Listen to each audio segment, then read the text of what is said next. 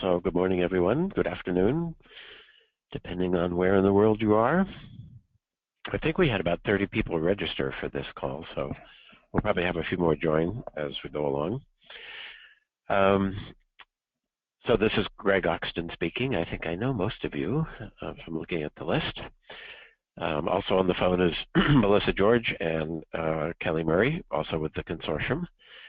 And this call is the sometimes quarterly member update. We try and do a member update once a quarter or so. I think the last one we did was in August, so it's been a few months. But the point is to just kind of review where we are with some of the work that we've been doing and provide an opportunity to ask some questions about some of the initiatives we have going on, and just kind of give a status on the work. So if you have questions, because we often have to mute everybody because of echoes and background noise, you can use the chat window. And Kelly, are you going to monitor the chat for us? I am. Yep. Okay. Thank you. So just type in the chat window if you have a question or you want to make a comment. And for those who have participated in some of this work over the last couple of months, please feel free to speak up if you have any highlights or things you'd like to add. So the things we wanted to talk about this morning are a little update on the KCS Academy and some of the certification activity. We'll do a summary of the Executive Summit. We had that about 4 weeks ago here in California, and had a great conversation with about 25 senior level folks from our member companies. Talk a little bit about the 5 initiatives that we have underway, and in particular 2 team meetings that we held over the last few months, one on the evolution of KCS and another on predictive customer engagement. So an update on those 2 pieces of work. Then we'll talk a bit about some upcoming events and have some time at the end for questions. So a quick update on the KCS Academy. This is, as some of you know, we started this a few years ago at the request of the members because people wanted to have independent certification programs for the roles that are defined in the KCS practices. So the Academy facilitates, so we created a for-profit entity that we call the KCS Academy. It's wholly owned by the Consortium. But the nature of the work the Academy does can't be a nonprofit, which the Consortium is. So anyway, that's the relationship between the 2 entities and why we have 2 entities. And the Academy offers certification for people, verified for knowledge management tools, and aligned for complementary tools and services. So the KCS certification activity has been ramping up slowly over the last 2 years, I would say. We now have about 400 people certified in a variety of different roles: KCS coach, KCS publisher. The most number of people are certified, about half of those 400, or maybe a little more than that, are certified as in KCS Practices V5 certification. So a fair amount of activity there, and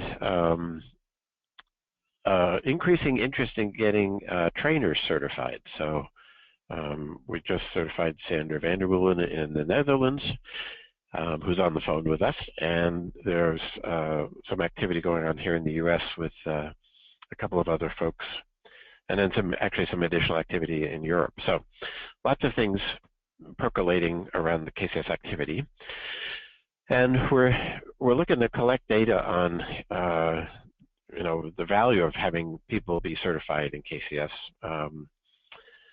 and showing that those teams with people who are certified because they truly understand the methodology do a better job.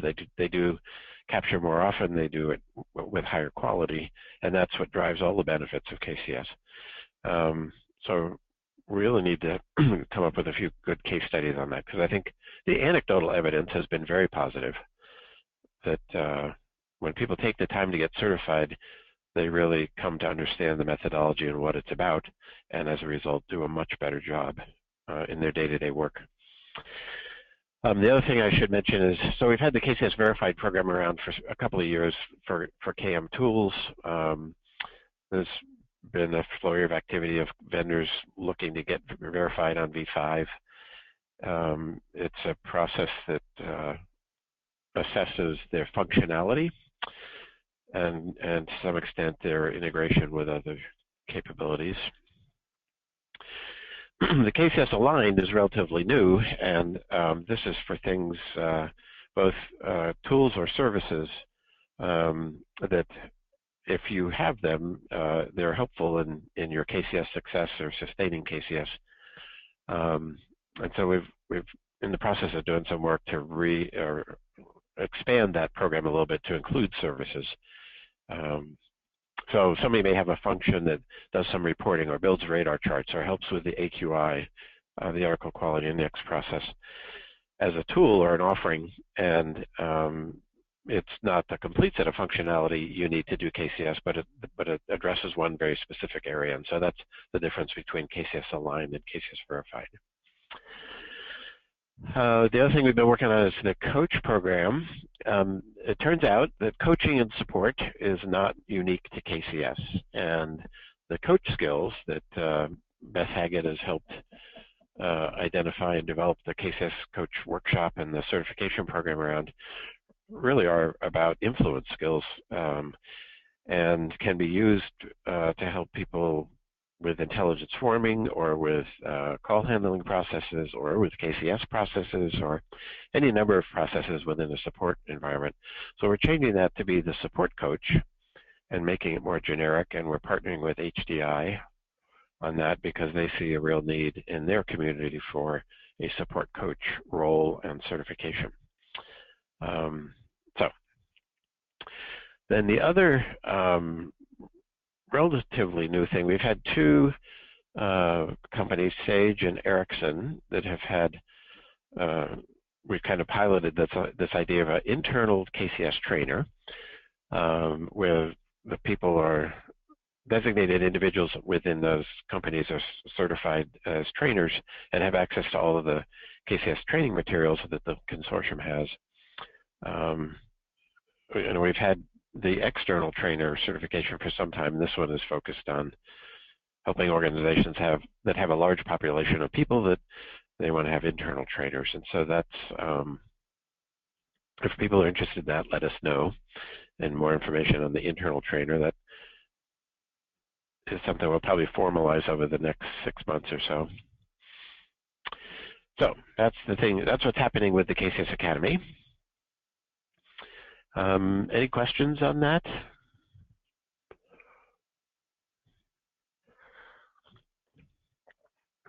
We're hoping to have about, I think, 3 to 4 new tools get KCS verified in the next, probably in the next 6 months, which would be nice, because right now there are only 2 tools, 2 products on the list. Okay. So I mentioned the Executive Summit. This is an annual event we host it every year. It's by invitation. We keep a list of the senior level folks from each of our member companies. It was held in November. We had 25 people attend. We had some great conversations around transformation of support and managing change, which seemed to be, we asked folks, what are the big challenges you face as a support executive? And I would say almost unanimously, the issue of transformation of support and managing change was at least 1 or 2 on people's list of challenges. We also had a guest from Gore, W.L. Gore and Associates, which is the company that does Gore-Tex, and they're recognized, I think, as one of the just an amazingly innovative company. They do everything from, you know, breathable fabrics that like raincoats, which they're most famous for, to guitar strings, to replacement body parts that require fabric-like kinds of and things like that. So a very diverse set of products and very, very innovative company. And so they talked a lot about their culture and how they manage the business is actually quite different from the traditional approach to managing business. So that was a very interesting discussion. We also had Jerry Mikulski with us, who's a longtime friend of the consortium and a great thinker and connector in the high-tech industry. And he talked a lot about this idea of designing from trust, that there's a certain dysfunction exists in organizations from education to hospitals to high-tech to any of the businesses that you might think about, where business processes are basically designed from the point of view of mistrust and the implications of that and the sort of the downside or the dysfunction that creates within the organization. And it was very interesting to explore with the executives the idea of designing from trust, starting from a point of view of we hire bright people, we give them the right training and information, they should be capable of making good judgments and trusting their ability to make good judgments rather than trying to, a command and control and very directive kind of model. And it fits nicely with KCS because we've always maintained a good KCS adoption. Judgment is required.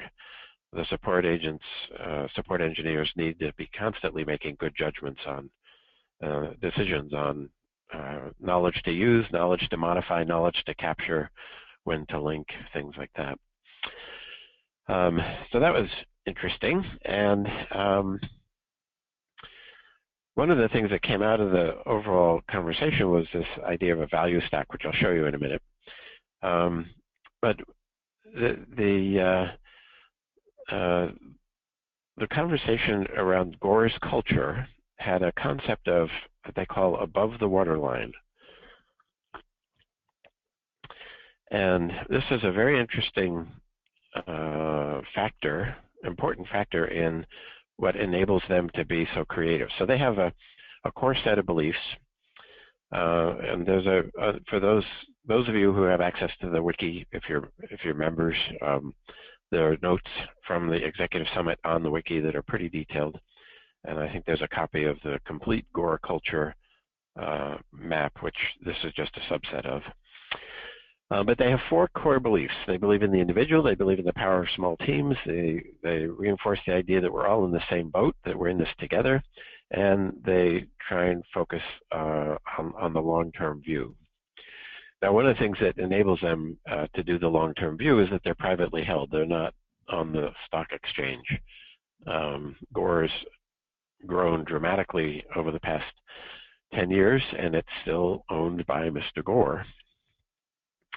And they've never gone to the stock market as a source of capital. So they think this idea of the long-term view has served them very well over the last 10 years, and the fact that they're privately held enables them to have that. But this waterline idea, when we talk about innovation, we talk about trust and judgment and some of those kinds of concepts. The way Gore talks about it is this concept, the idea we're all in the same boat. So if you think about a lifeboat, they expect their employees to make a decision or make a judgment about if something they're trying is going to put a hole in the boat. It's fine to experiment so long as that hole is above the waterline. So this requires that people have an understanding of where the waterline is, because if you drill a hole in the boat below the waterline, then the boat sinks. But you can drill lots of holes above the waterline and learn lots of things. And the boat's just fine, and that's what enables people to be creative and explore and try new and different things and take risks. But they take those risks in the context of understanding if they're going to be drilling a hole that's below the waterline, then they need to go get other opinions and involve other folks because of the risk associated with it.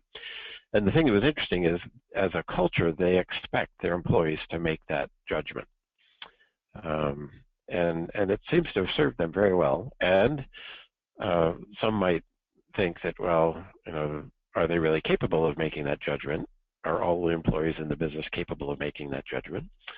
And in Gore's experience, they are. Now, they also hire highly educated individuals, and so that's another factor or dynamic to consider. But still, is an interesting example of this idea of designing from trust, encouraging people to be creative and innovative and test things, but be conscious of the risks associated with what it is they're doing. And they use this waterline metaphor to help reinforce that. So that prompted some really interesting conversation.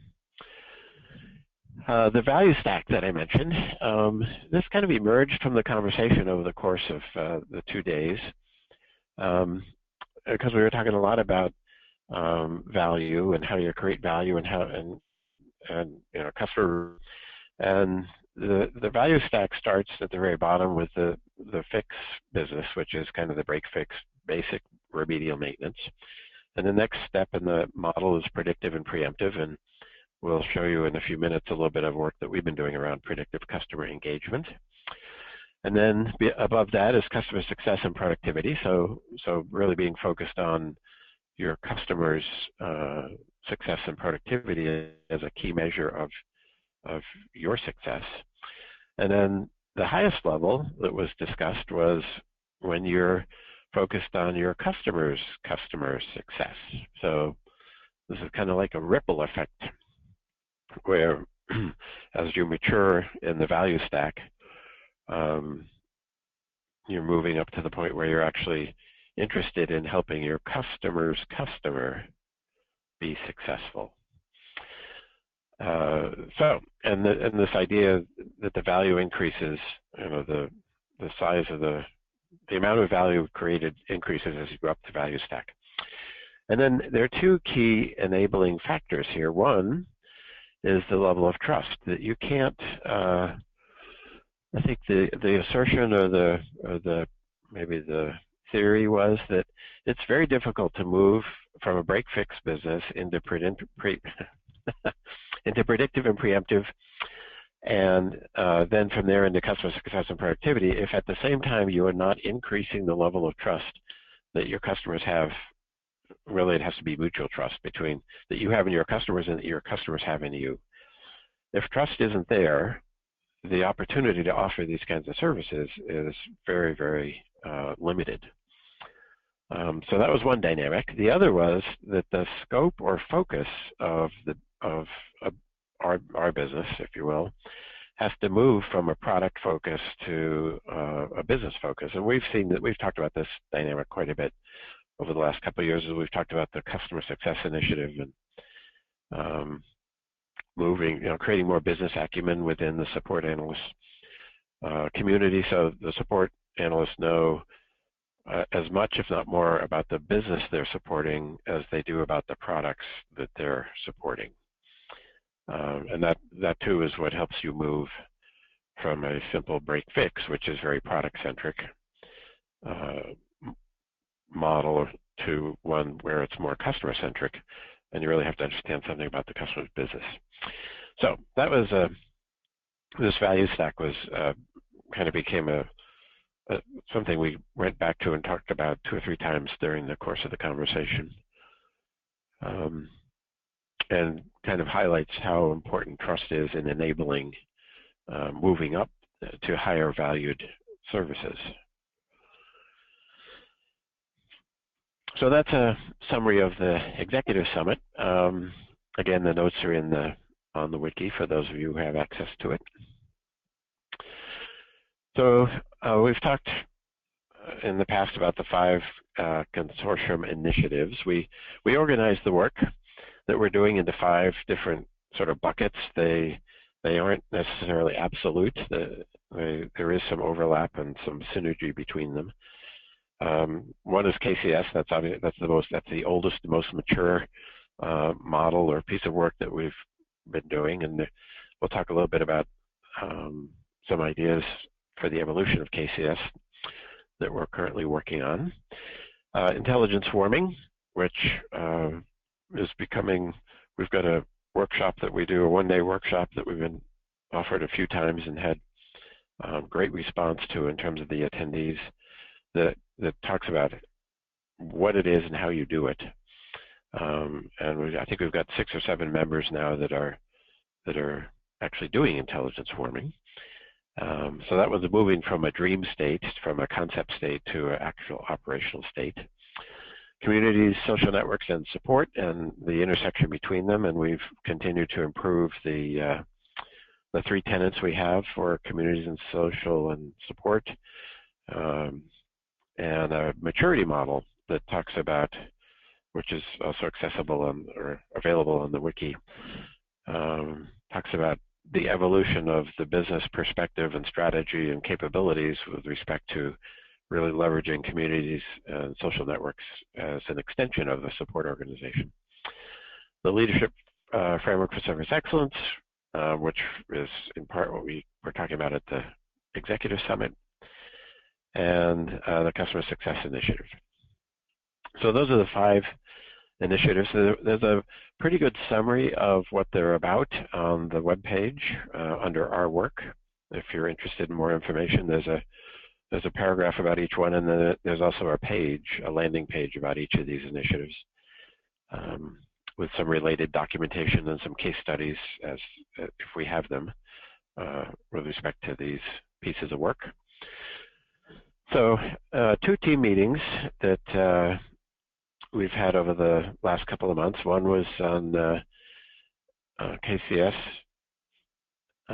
adopting and sustaining, and the KCS evolution, or the evolution of KCS. Actually, that slide is wrong. One was actually on the predictive customer engagement, and the other one was on KCS. So just a quick summary on each of those meetings. So we're working on the next version of KCS, version 6, and a couple of things. We've got a steering committee that's helping provide some guidance and actually doing some of the work on helping update the documentation and restructure how we describe KCS. And I think one of the things that's helpful is this differentiation between KCS and intelligence swarming. So there was a time a few years ago where we talked about intelligence swarming as maybe being what KCS version 6 is about, but as we've learned more about intelligence swarming, it actually is a separate thing that's complementary to KCS. So knowledge-centered support is really about the knowledge and how you create it and how you share it and how you can learn from it.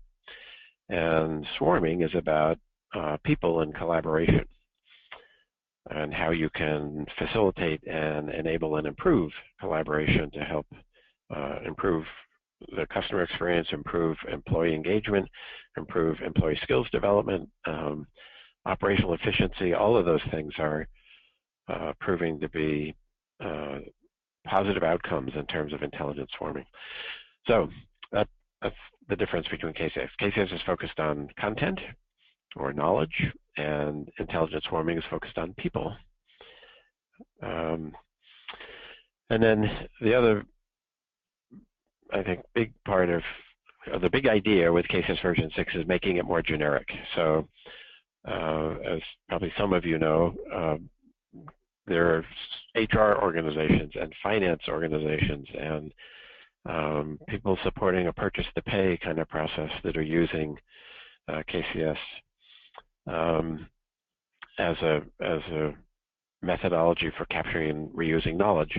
So those environments are not supporting products or technology, which has been the origin of KCS. Its legacy comes from technical support world. And what we're seeing is that these ideas have great value in any environment that's information or knowledge intensive. And these business processes have a lot of information and knowledge associated with them. And so we're working on defining KCS in version 6, first of all, as knowledge-centered services, not knowledge-centered support, to make it a more generic.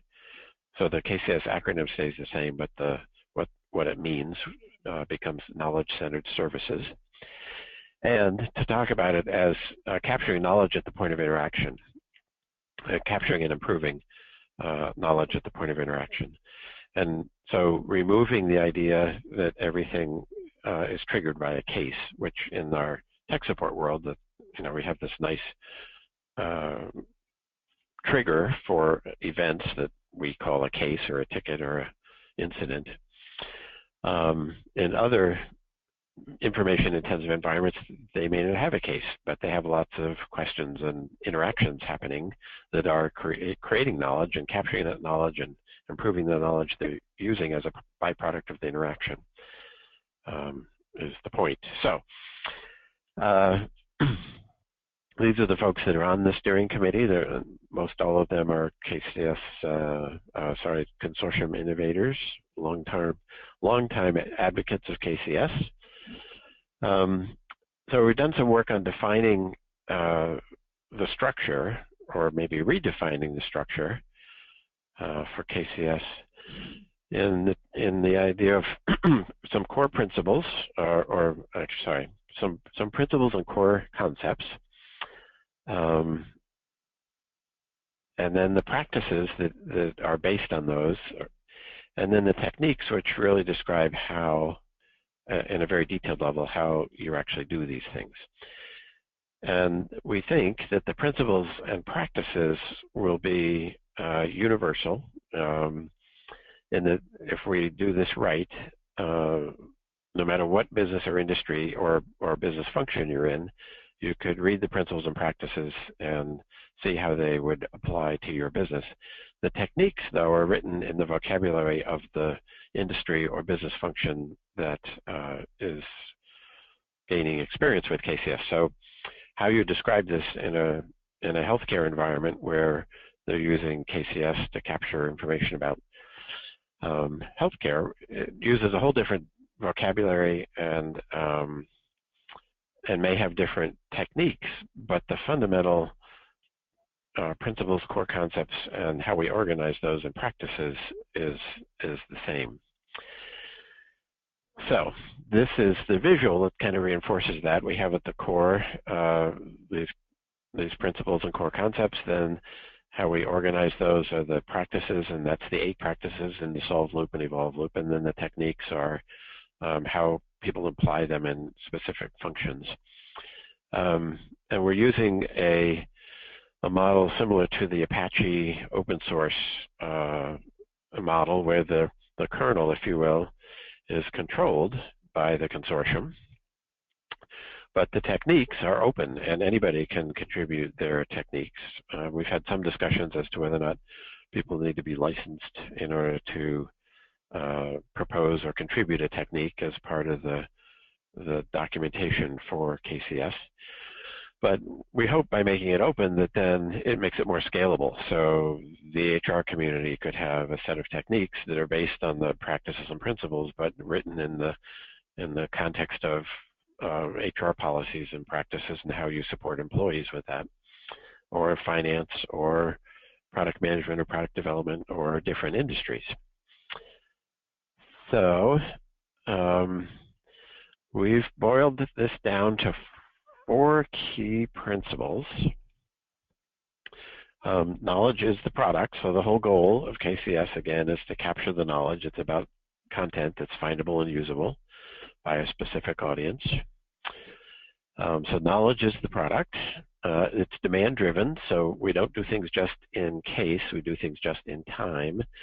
And this is based on some pretty deep academic work around autonomic systems and complex adaptive systems. And it's part of the elegance.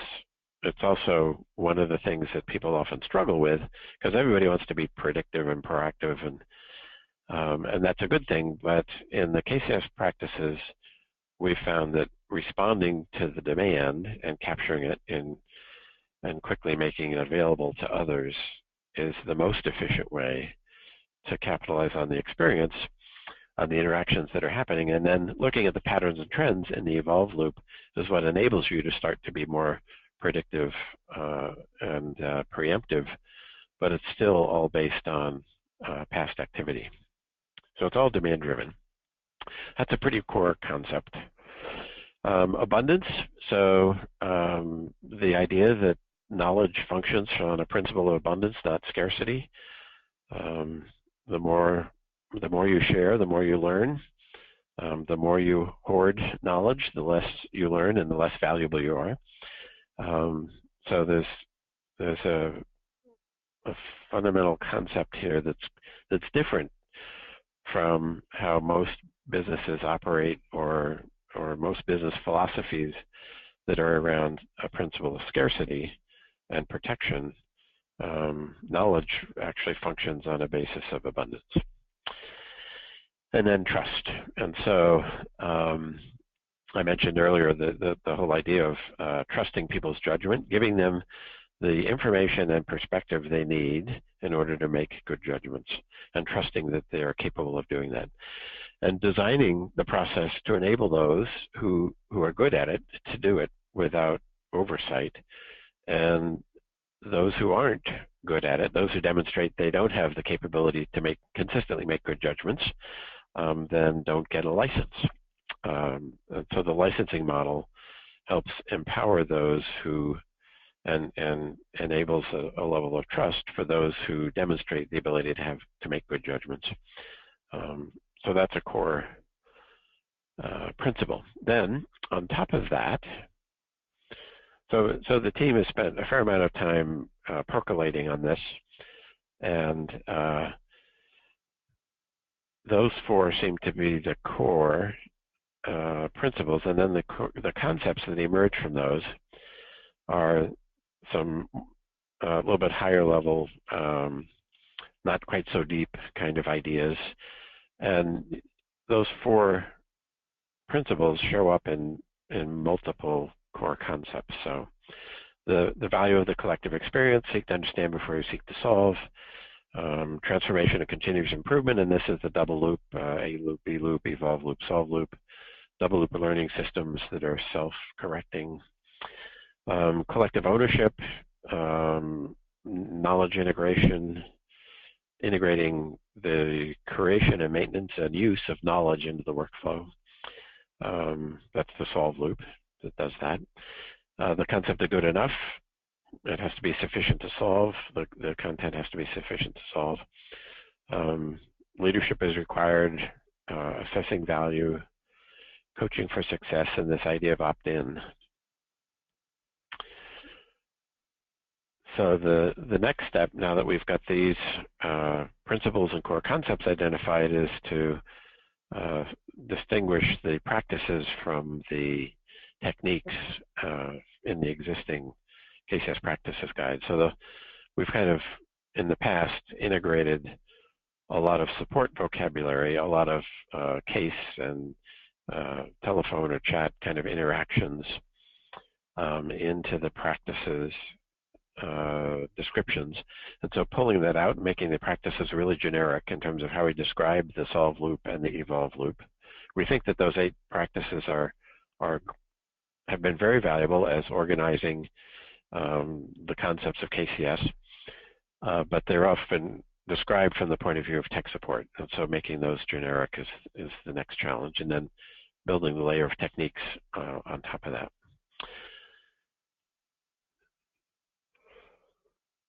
So we did a survey of the members around to collect some information about what people are doing with respect to some of the practices that we're looking at updating.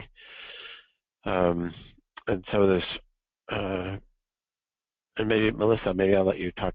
Do you want to talk about this slide? So sure. Melissa kind of ran the survey and analyzed the results. Sure. So first, I'd like to say thanks to the people who participated in the survey. What we tried to do is pick who we had as Are you on mute, Melissa? Main... No. Or do you not want to talk about the slide? I can hear Melissa. Am I on mute? Okay. Oh. We can't hear you. Good. If you're talking, Melissa, we can't hear you. Greg, can you hear me? I can hear you, Kelly. Okay, so Melissa, the survey was asking questions about some of the things that we think we're going to change or update in KCS version 6, but wanted to get some member experience or member validation for. So the elements of the KCS Quality Index, And this was discussed at a team meeting around the KCS, the evolution of KCS, and a great conversation around having AQI. And there was something that David Kay had promoted for a while called RQI, which is the Resolution Quality Index. So we discussed that at length in the meeting. David's never really been very happy with the RQI name. And so what came out of the conversation was the idea that AQI is focused on article quality, and it should align, it should be an assessment of how well articles align to the content standard. The KBI, or KBII, the knowledge base integration indicators, are those things that show that people are following the workflow. And so when you look at the fundamental, or the foundation documents, the content standard, the workflow, the performance assessment model, the communications plan, the adoption roadmap, the licensing model, each one of those really should have a set of indicators about the health of those core foundation elements. So AQI has been with us for some time, and people started to put things like linking rates and linking accuracy, which is way more important than linking rate, into the AQI, and that's started to become called RQI, and then it kind of was getting muddled between a content assessment versus are people following the workflow? Are they actually using the knowledge base as part of their problem-solving process, which is the knowledge base integration concept, and that's really a workflow indicator. So coming up with a set of indicators that are about people's compliance to the problem-solving process, search early, search often, are they linking accurately? Those kinds of indicators are about the workflow, whereas is the article structured properly? Is it in the right state? Is it complete thoughts, not complete sentences? That's about the content. And so separating these two, I think, at least from my point of view, it really helped with the clarity of the intent of these key indicators and aligning them with the foundation elements of the content standard and the workflow. So we're still doing some work on that. Article states, there's the current states as described, work in progress, draft, approved, and published, aren't very self-evident or self-descriptive, and there's some better states that some people are using. So there's a conversation around that and some survey data about what states people are using. There's nothing terribly conclusive in the survey data in that people are using lots of different things. So we're trying to figure out how we best describe that.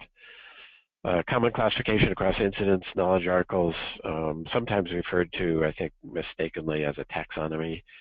But having a classification model that allows you to relate incidents to knowledge articles to people is a very powerful notion. We're doing a call tomorrow on that. Measuring the value of KCS articles.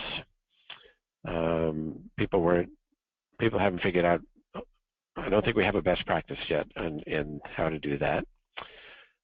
Quite a conversation around citations and the calculation of citations. And in version 5, we said a citation would include other people's use of content you've contributed.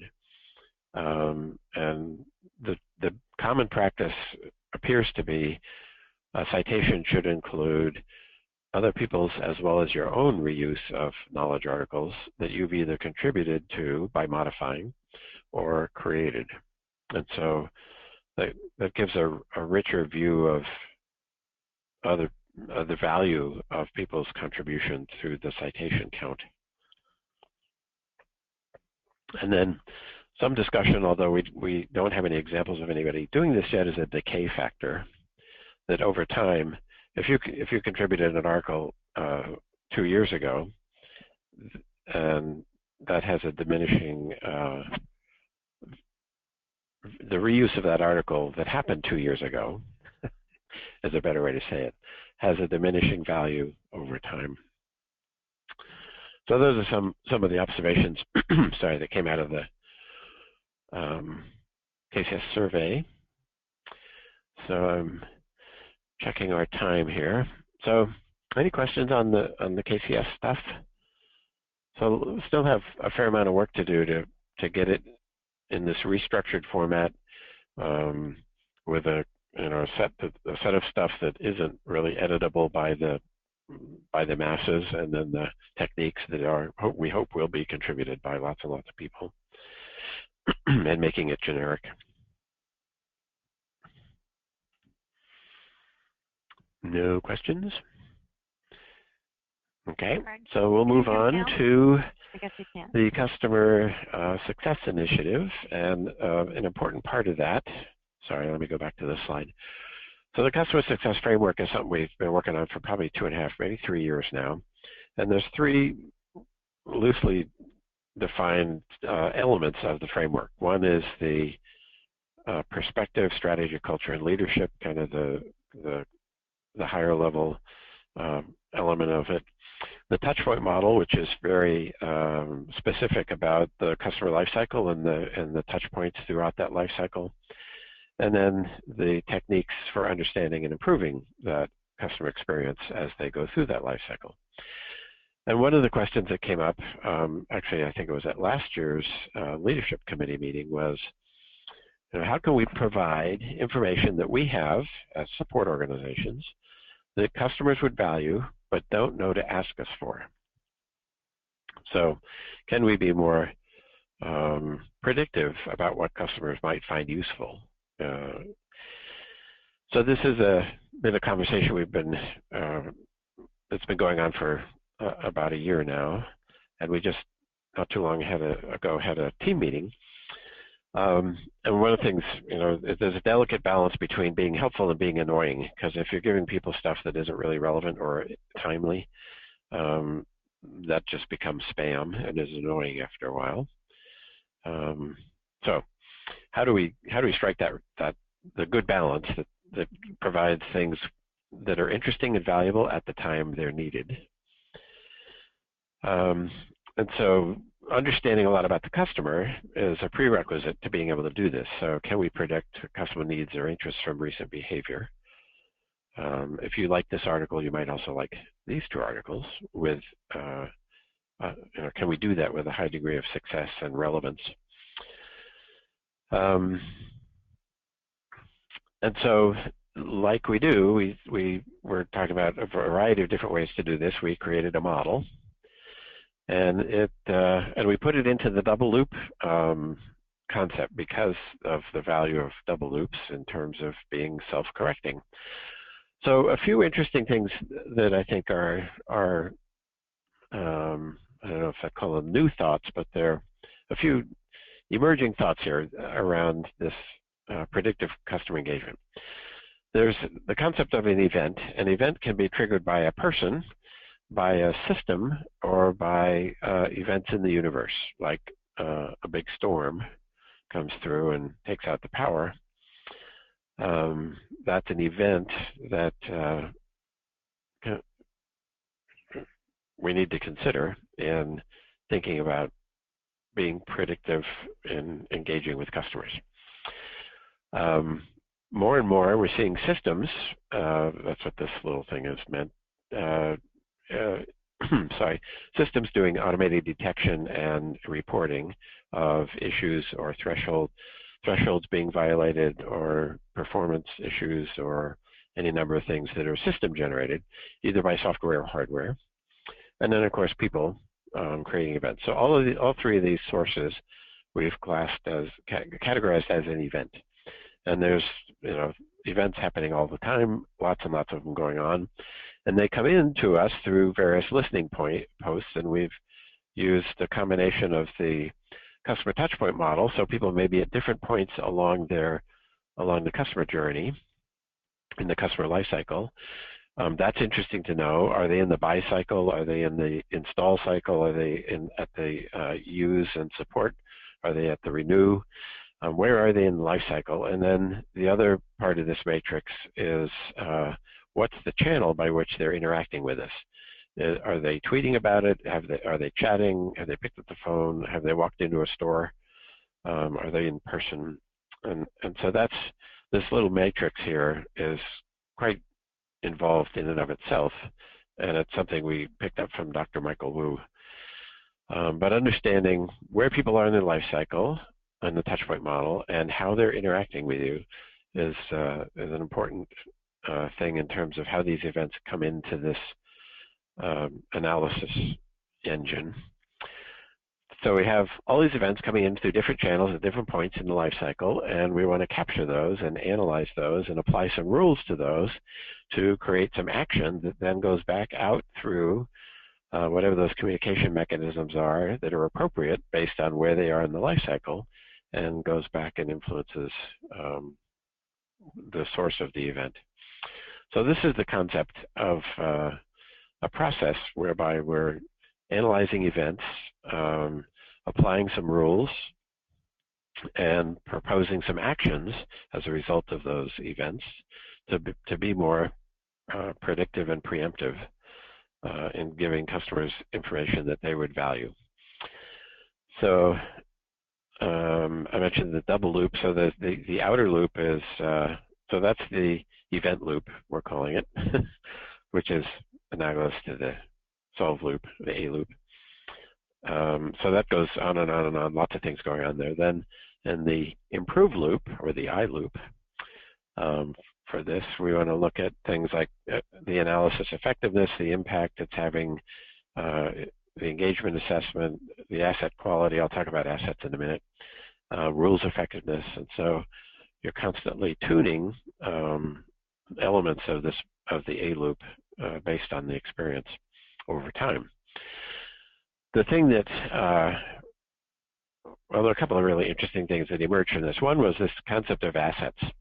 So our ability to be predictive and preemptive, that is telling customers about things they don't know to ask us for in a timely and relevant way, is dependent on some assets. And those assets fall into 5 different buckets.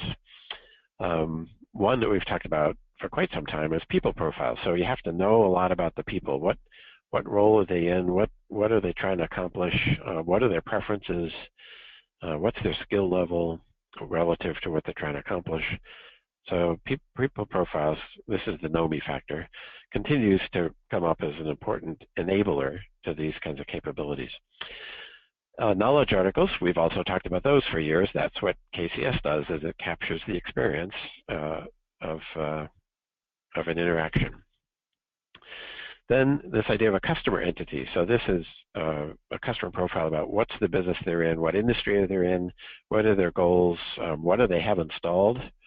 So this is a big collection of information, knowing a lot about the customer as an entity. Then there's the work or tasks. So what kind of work is pending, and the idea that not all work is related to a case, or that a case isn't a trigger for all types of work. And so characterizing work that needs to be done, and who's it associated with in terms of people and customer entity. And then the 5th one is vendor offerings. So these are the products and services that you offer, and this is like your portfolio of products and services.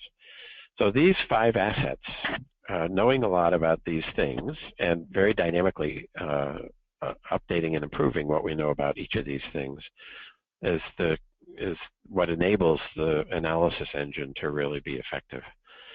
And it's no small challenge figuring out how it is we develop these assets. So knowledge articles, if you're doing KCS, pretty good there. People profiles, if you're doing intelligence swarming, we're learning a lot about that intersection there between people profiles and intelligence swarming. The other 3, though, I think are kind of still frontiers in terms of how we build these assets to enable the rules engine and the analysis to really spit out actions that are relevant and timely. So that's the work we've done most recently on this idea of predictive customer engagement. It will be an ongoing conversation. But I think the meeting we had, I guess it was 2 months ago, hosted by PTC in the Boston area, we made some great progress understanding what will enable us to deliver information customers would value at the point in time when they need it, but that they don't know to ask us for. So that's the update. How are we doing on time here? Oh, okay. Some upcoming events. The leadership committee meeting. So this is an annual event. It's our sponsor and benefactor level members, the folks who pay us the most money, and they have significant influence over what we work on in the coming year. And in fact, the whole predictive customer engagement conversation we've had over the past year came out of the leadership committee meeting last year.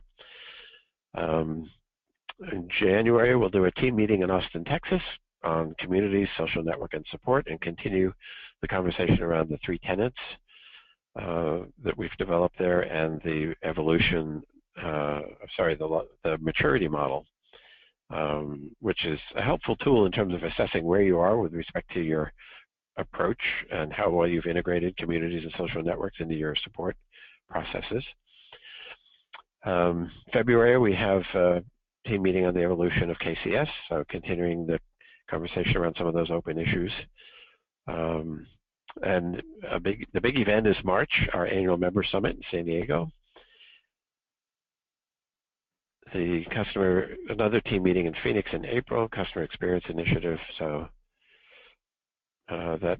the agenda for that is still a little bit up in the air, but we'll certainly spend some time talking about the predictive customer engagement model as part of that. And then we have the executive summit next year in September on the calendar. That will be in Massachusetts.